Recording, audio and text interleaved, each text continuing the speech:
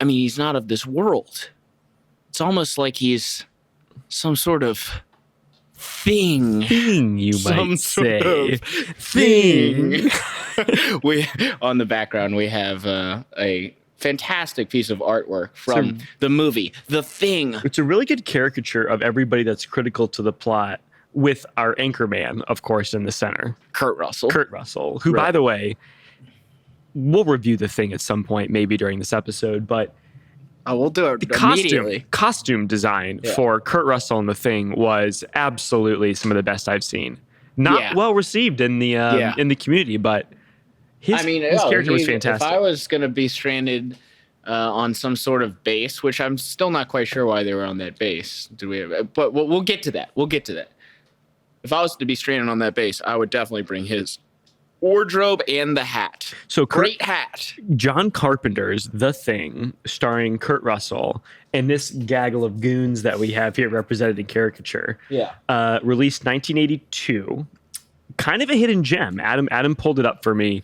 I'd never seen it. And we went through. I'm not sure how you got exposed to it, but absolutely a hidden gem of a movie. I think the special effects, which actually got a lot of shade for the community at the time, were actually really, really good. Really, really good. Yeah, I thought they were. I thought they held up. Really good. Really good. There were some complaints about character development, but when you're Kurt Russell rocking a horror movie, a 4-dented military hat in Antarctica, there is no character to develop. That's it. No, you've peaked at life. Exactly. So let's break it down. Let's go into it. Okay. And by movie review, I want to actually go through the entire movie by memory. Shot for shot remake. and I have questions because I wrote down my notes. Ping me, go ahead. Yes, because you can just react to things. Okay, so great title. Let's just start off with the title. Great title, because if something did invade, that's what I would be like. We have a word for it. You know, Joe Biden. Joe Biden, if he was on that base, he would be like, it's the thing. And that's exactly what it was. Yeah. It was a thing that we didn't understand. Didn't understand at all. Movie starts off, dog running. Remember that? Dog running through the tundra. Beautiful husky. Yeah. Galloping through the tundra. Yeah. Looks peaceful enough. Mm-hmm. But then you see, a guy shooting from a sniper rifle at the dog. From a helicopter. Yeah. By the way, one of the worst marksmen.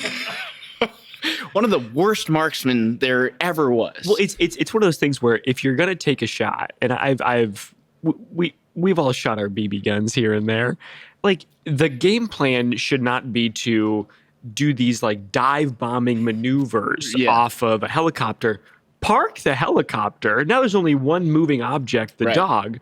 They were dive bombing around it. Whoever was piloting that thing was clearly in distress. Okay. Not thinking straight. Okay. Still, I felt like there was some shots there where I was like, really? You're 500 feet off. I thought you're a sniper. Maybe he wasn't a sniper. Maybe they just had the gun. Let's give him the benefit of the doubt. Science nerds. So anyway, they finally land the chopper at Kurt Russell's base. And people come out. Oh, what the fuck's going on here? And of course, dipshit who couldn't hit a shot then gets out with a grenade and has butterfingers and throws the grenade backwards, therefore destroying his own helicopter. The dog at this point is running up to Kurt Russell and company. Right. Hey, I'm just a cute little husky. Right. And the guys are still shooting at it, so those guys get killed. Now, movie basically starts. That was the intro, bro.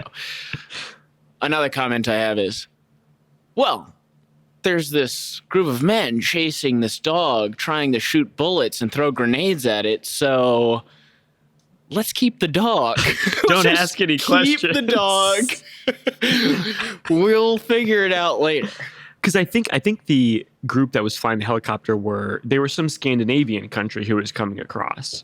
So maybe they just thought, they don't know what the hell they're getting. They were just all buzzed up on God knows what. Right. I think that was the excuse given actually in the movie, I think. But you would think you'd say, why shoot this furry animal? Instead it was Bring Come them on in. Yeah. No, I think their thing was like, I don't know. They must have had cabin fever. And so then they send Kurt Russell and... Was Kurt Russell the doctor? No, they send Kurt Russell, a pilot, and the doctor to check out what went wrong. You don't the believe other he's base. a pilot? Well, it's like, my main question is, why did you send like the 3 most important people to your base, to the other base to possibly get into some major trouble? Which there was. Let alone your pilot, who if you lose that guy, you're not getting help. But they need the pilot to get there. I just wouldn't send the doctor. Catch-22. Yeah, I just wouldn't have sent the doctor. I would have sent Kurt Russell. so Kurt. Who might be the doctor, by the way. I don't know. I don't know any of their jobs. I don't know why they're at this base. But they're really good at pinball. Yeah. I mean, they never go into why they're at the base. But okay, whatever. Maybe they do. I was not paying attention. Anyways, they go to the other base, Sean. We're doing this, so get used to it. Okay, we're going through the 2 entire hours. movie. Go. They go to the other base, and that's when, they've basically blown up their base. So they killed themselves. Find what looks like a war zone combined with scientists who have committed a form of harikari. Yes. And they find some sort of sarcophagus. Is that what that is? Like a tomb, like a King Tutton. Yeah, with like some sort of like half man, half alien creature in it. Chimera. To which they're like, well, let's bring this back to the base. Right. And they do. And so then they're checking it out. No masks on, by the way. This is before COVID. This is 1982, before COVID. So they're like, oh, giant like alien creature. Let's just smoking. They're somewhere pre-AIDS, pre-COVID, and they figure let's bring this bloody mess of organ and body back to our base because clearly nothing bad happened here. Yes. And so they bring it back to the base, and so then this is the one guy, the new doctor. He starts studying it, right? Over here. That's the beginning of his insanity. This guy right here. Yeah. And so the dog then does something slightly annoying to the group, like bump someone's leg while they're playing like checkers. Yeah, and they're like, would you get that damn dog into the dog pen? Yeah, they go from like shooting other humans to defend the dog to like it brushed my leg, throw it in the cage. Yeah, so the dog goes in the cage. That's when all hell breaks loose, because that's when the alien reveals or the thing. We don't know if it's an alien at this point. It ain't no dog. Yeah, and like it starts getting like tentacles and everything. By the way, you said the graphics. I thought the graphics, especially in this scene, were fantastic. You know what was cool was the dogs knew before the humans. The other huskies that the Americans had at their base, they had this sense. They were like, this guy isn't one of us. They were hanging out, kind of growling at it. Remember that? Kind of like, this doesn't belong here. This isn't quite right. They knew before we did. And that's the first time we realized that this life force can merge. Well, the scene is the thing reveals itself from the dog and starts basically having some sort of like dog orgy where it's pulling in all the other dogs. Absorbing the dogs. Yeah, it's merging, which is really what any good orgy is about. Merging. And so they obviously hear something. They go in there, lights off. They're like, and they open the door and they're like, what's going on? Yeah, the first thing I think to do when I hear what sounds like a dog orgy / murder scene is, well, let's just let him out here with us.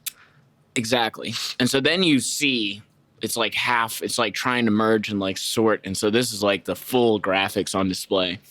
And I wrote down, dude, for the graphics guy, whoever created the actual like blob, I mean, that guy was on like acid.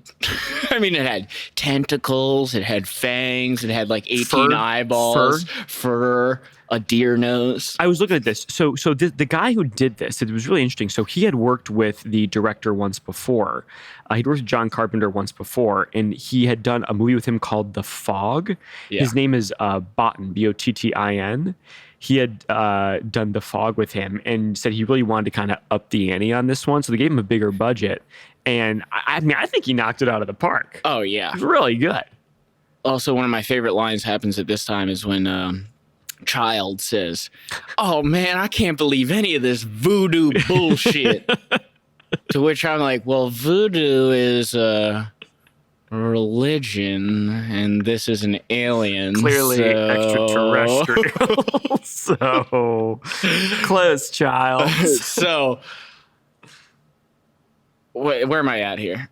Well, the cage is happening. We're starting to see this anamorph creature develop.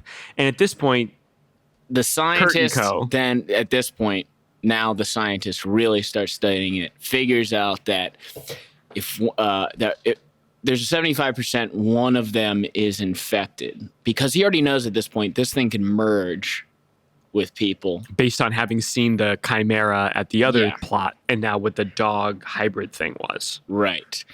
So it's about at this point that the original dead carcass that they brought back comes back alive. Starts reanimating. You know how dead carcasses do. And they immediately burn that thing to death. So, which apparently is the only weakness of aliens is fire. Yeah, fire. It's almost always fire, which is crazy. The bullets don't work. Not bullets. Like, I've seen tank shells go into these things, but if you don't get some pyrotechnics on it, fire's the move. Right. So then that's when that guy goes insane, because the scientist goes and destroys the helicopter that they have so that they can't escape. It's also around this point that I think it infects someone else, because they find clawed up long johns. That's what it was. They found like shorts that had been torn up, some kind of like jean shorts or something. Yes. So. Oh no, it was underwear. It was underwear. I think it was long johns. Yeah. And the name tag was ripped off. Yeah. So it was like something like destroyed, like went through them and then like threw them in the trash to get away with it. God, that's weird. You know the thing. So obviously, after the scientist fucks with their own equipment and is like, they try and they go at him, and he's like firing a gun. He's like, I'll kill you all. Yeah, he was like trying to take down the radio so they couldn't call for help. Which was worse, the actual monster or the suspicion that happened soon after? Well, I think this is the question John Carpenter's asking us. Right. Like, do we become a monster when we can't trust each other? Right. When we lose our sense of tribe and community, do we become a thing? That's an interesting take. So anyway, they obviously lock that guy up. So the guy who's most informed about the alien, they put in a cabin outside. Him away. Yeah, he's obviously annoying. They have flamethrowers, so they're basically got it figured out. Yeah, so then all hell breaks loose. No one trusts each other, and then we have the best scene ever where the one guy who like has a heart attack because he wrestles with Kurt Russell. They're like trying to like revive him, and while he's going down, his stomach opens up and bites the dude's arms off. So he was a thing. And then they burn him, but his head rips off, and then starts turning into some sort of like spider and tries scurrying off. I'd forgotten about which that they part. almost like didn't see. It like took them like 10 minutes to like recognize, oh, there's a severed head that is a spider now. Which is kind of like saying there's a spider the size of a bowling ball running around the base. Right. So they burn that spider head too. A lot of burning going on. And then that's when you're down to about 2/3 of the right. That's when they do the blood test, which is a great scene. This is cool. So they realize that this thing can't tolerate pain, which is an interesting callback to a lot of science fiction sort of threads about how humans are one of the few things that can tolerate pain for a greater good and will allow pain to happen for a greater good. I reference Dune and the Tezak Scissor Act. Okay. We'll talk about that later. Paul Atreides, it's a great scene. That'll be on our next review. We'll break it down. The movie Dune. Dune, which is being remade. So they pull blood samples from all the people who could be the changelings or the infected ones. So when they expose it to like electricity or some kind of like zapper. They burned a coil and then they would put it into the blood sample. So they're going one by one. Yeah. And they tie everyone up next to each other, which was an interesting choice because I like that part. wouldn't the thing immediately try and like destroy everyone next to him? So, okay, let's tie everyone directly next to each other, and that's what happens. They do it. The one guy's like head explodes and tentacles come out, and the other guy's like, "Get me untied from him. Get me away from this thing." And so then the one guy gets up, this guy, and his head gets bitten off. Oh, Big Bear, yeah. Yeah. I thought he was going to be infected. He was just laying there kind of like a bloody stump. Kurt Russell comes back in and makes sure to burn him too. That's right. It's around this point in time that I fell asleep. Yeah, I fell asleep. I had my hand up. What? So I need you to take us home on this. Dude, I'm 31 now. At 10:30, I'm out like That's a fair. light. So we like a light. So we've whittled down about half the characters, and we're starting to realize there's a very, very small number of people who are left. But at this point, they've been torching so much of the base that the base has lit on fire. Yeah. So they really don't have a good sense of like, how are we going to keep testing for these folks? So they go back out to the scientist who they put in the barn earlier to isolate him, and he's gone, I believe. Okay. So they realize he's gone. They're not sure how he escaped, and they realize there was a trap door in the floor. Okay. So they look into this trap door, and they realize that there's this whole tunnel system that he, the doctor, who claimed to not be infected, right, he had manifested the infection at this point. And so he's in all these underground tunnels building a ship from the residual helicopter parts, the one that Goofball threw the grenade at earlier. Yeah. And he's building out a spaceship of some kind or a vessel that he can take him around because he realizes, hey, the comms equipment is all gone. I can't call for help. I got to go. But he destroyed the communication. I think there was some infection that happened at some point here. Yeah. Somebody wanted to check on him or something. Right. Okay. And at this point, we've lost Childs. Childs has gone in to find someone, and we've lost Childs, who's this guy right here. Yeah. The guy from There's Something About Mary. Boom. Yeah. So Kurt's down there like with two of the other jabronis trying to figure out where's the scientist and what is the ship they're building. Two jabronis go off into the darkness, not paying attention. They might as well be jabronis. Wait, how many jabronis are there? Two jabronis. They might as well be like the red shirt security guys from Star Trek, who they're just going to be toast. They go down to the planet to die so Kurt can save them, slash whatever. Slash hook up with aliens. Chicks. AKA whatever. And they get taken by the thing too. So now it's Kurt, a flamethrower, and some sticks of dynamite. Yeah. Childs is MIA. We're not sure. Yeah. And the thing at this point is huge. Mm-hmm. It has gotten to be somehow much larger than the cumulative organic matter that's here. Yeah. But Kurt's got dynamite. Oh, yeah. Starts lighting dynamite sticks and throwing them at the thing. I think at one point there's like a giant maw that opens in his face. Oh, okay. And he launches them in, lights things on fire, and there's a giant explosion behind him. He gets blown across. Okay. Barely survives. Base is ruined. Helicopters are toast. Dogs are gone. And who do we see appear? Childs. So they kind of lay down next to each other. They're like... And then it just turns into Brokeback Mountain. It just sort of ends. Oh, it just sort of ends? I think it just sort of ends. Oh. Okay. So are we supposed to think, wait a second, is one of them the thing? Well, they set it up for a sequel. But was there a sequel? We never got one. That's why there was talk about it maybe being remade. I think it did get remade, didn't it? Really? I think in 2011. Yeah, here we go, 2011. Really? Let's see what it got on Rotten Tomatoes. We haven't seen that one. If I haven't heard of it, it must suck. Oh, it only got a 34%. Where The Thing, the original, got like an 80. Yeah. That's a shame. Who did it star? Who's in the new one? That's a shame. Well, we have homework. We got some homework. I don't know. We'll get back to you on part 2, but really good movie. Great date movie. If you're looking to... I've seen some of these people. Well, it's not a great date movie. But it's a good bro night movie. Well, depending on the chick, dude. Joe used to love horror movies. True. So That's true. That would have worked with her. Some women are into things. Some women, bro. I like a girl who's into a horror movie. I'd much rather her want to watch someone's head get ripped off than watch a romantic comedy. Yeah. Yeah. It's more of a bond. I mean, I don't know. I feel like that could be more of a bonding experience because you come through something dangerous together versus Yeah. like we kind of know how the rom-com's going to end. Oh, yeah. Oh, okay. I thought you were going opposite with it. I No, thought like- you were going to say, oh, the romantic comedy, it makes you think about like our future and bullshit. Like I think that. the rom-com is a cop-out. I think Yeah. guys know they can throw in a rom-com. It checks a box. We get through the night and then, we move on. The scary movie is like I'm going to roll the dice on this one. She might be into it. She might not. We're going to learn a little bit about each other's like fear threshold here. Sure. Maybe I scream first. Maybe she screams first.